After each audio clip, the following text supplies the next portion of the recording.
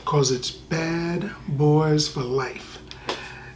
Will Smith, Martin Lawrence are at it again. Mike Lowrey and Marcus Barnett are doing it again for the third time. But it feels like the first time. But it might be the last time. But if you watch the whole movie, maybe it's not. You've seen the dynamic between the two of them. It's great. You got the Martin Lawrence show, and you got the Fresh Prince of Bel-Air grown up for a new audience with a little bit of cussing, a little bit of sprinkle, a little bit of cussing and stuff in it too, which actually didn't take away from it. It adds to it because it's not a lot. It's just enough to make you think, oh, well, they're Miami cops. They have an incredible dynamic between the two of them. This movie shows what could happen if there was an emotional problem, almost a rift between the two of them, and how they gel together to solve that. There's a new threat, something from Mike Lowrey's past, the days of when he started off being a cop. Something has come back to haunt him, and there is a mobster type, not really mobster, I guess.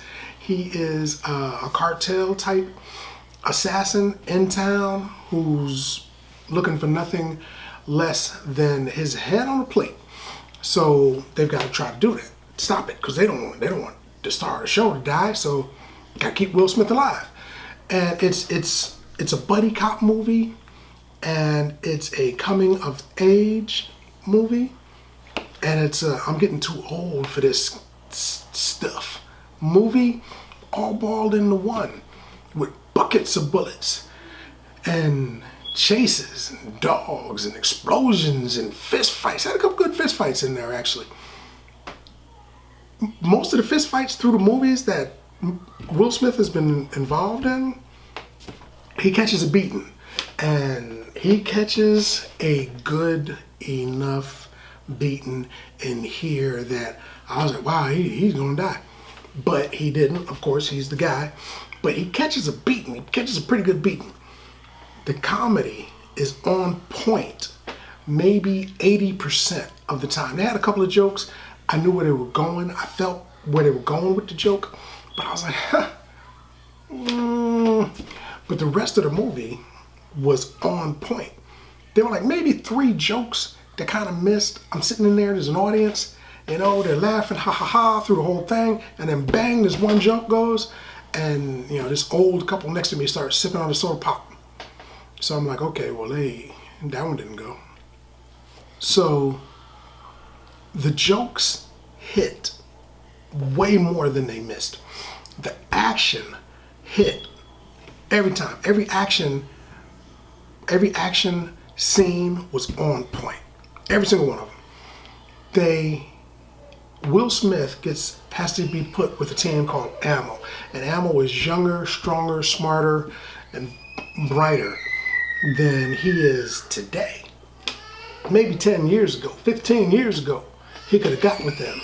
But today, you know, they have techniques that he was unaware of. They're in the same precinct, so I don't understand how he didn't know about it. But he didn't know about it. They can do things that he didn't know that they could do. They search for things that he didn't know you could do. He's old school. He wants to kick a door in and beat a pimp, you know, and ask him, where are the drugs?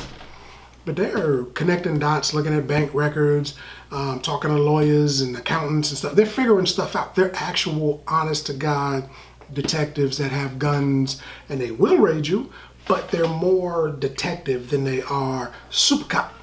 And he's still super cop. You can see that they're kind of phasing that out, at least in this particular department. They want a younger, brighter cop. And at first, you know, he doesn't really dig that because he's doing it his way. Say, I'm gonna do it till I'm 100. Probably not. But Will Smith, this is his movie. This is his premier movie. Now, he does other stuff. But when you think Will Smith, you think Independence Day. When you think Will Smith, you think Bad Boys. When you think Will Smith, you think Fresh Prince. That's pretty much the trifecta for him. With Martin, essentially the same thing. You think about this movie, you put him in this movie when you're thinking about Martin, and they're iconic in these roles. They're probably one of the top 2 or 3 buddy cops in all of movie history. I think so. And this one, I think, is their best movie so far. There are going to be moments in here. It's going to be about 3 moments when you're going to have to take a deep breath and pull them tears back, because it's emotional. It's not just a comedy. It's a comedy, but it's not just a comedy. It's an action flick, but it's not just an action flick. It is an action flick, but it's not just an action flick. It is a drama, comedy, action flick. How can Bad Boys be a drama? Well, things happen in this movie. Things happen that are unexpected. Things happen that make you go grab your face and make an inhale. Things like that happen in this movie. And the people next to me, the dude that was next to me was like, what the, he cussed. And his wife, girlfriend, side chick, whatever, she was like, oh. So there's some things in here that's gonna make you go, oh my goodness, oh my God. But stay till the end, because there's some extra stuff, and it's going to give you the idea that maybe, the legend continues. I like this movie. I like this movie a lot. I think this is probably the best of the Bad Boys series. It's a shame that these guys are getting old, because I'd like to see, honestly, I'd like to see another 2 movies. But this was probably their best one. And if it's their last one, they went out with a bang, because this was a great movie.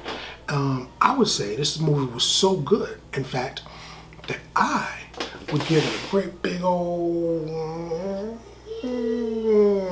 8 bags of popcorn. Man, 8 bags of popcorn. And I'm sticking with that. But have you seen it? Did you like it? Let's talk about it in the comments. And as always, if you like the video, if you like the content, subscribe. And then like.